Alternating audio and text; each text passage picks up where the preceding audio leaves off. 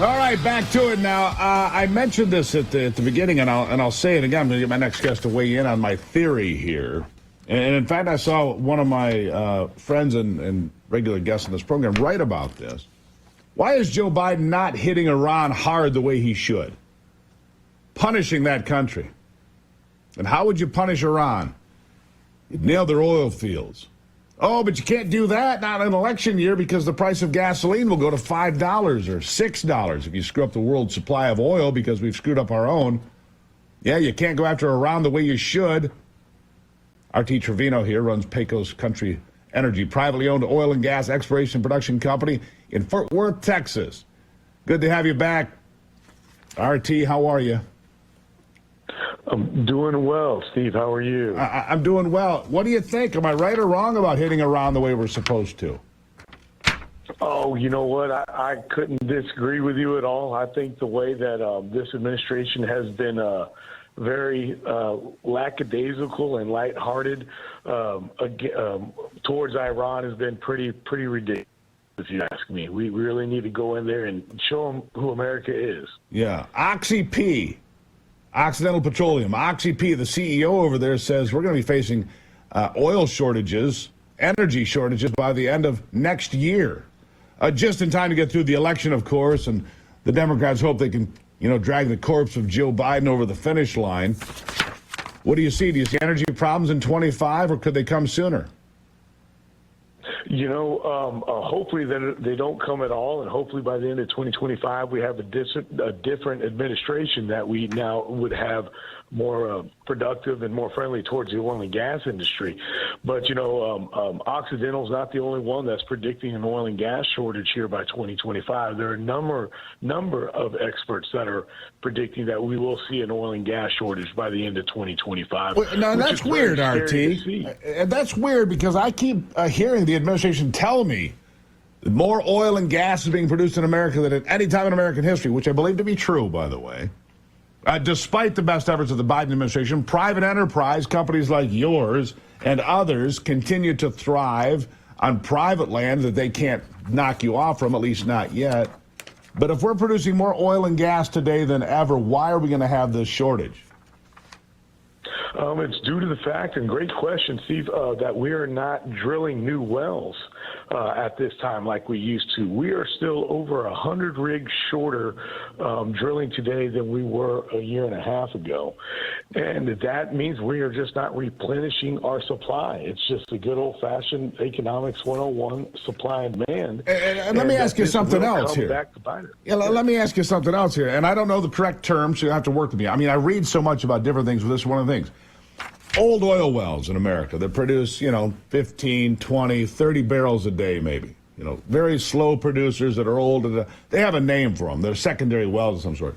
Well, there's a new rule being offered by the Biden administration that would basically get rid of all of those low-producing wells that are old, 20, 30, 40-year-old wells under the guise of, well, they're not safe. We have to protect the environment.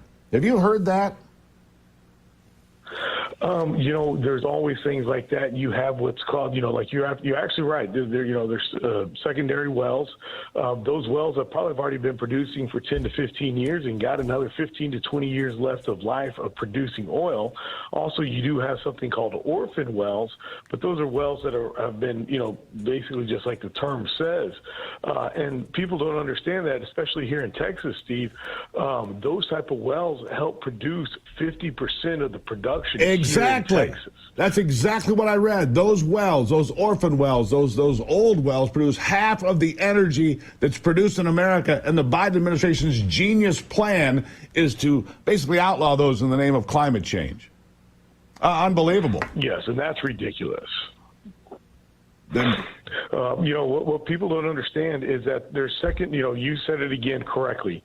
You've got first tier wells. That's the big boys like the Oxys, the Exxons. And once they get to a certain point, there's another company out there that can afford to produce these wells at 500 barrels a day. Then there's a company out there that can afford to produce them at 50 barrels of oil a day.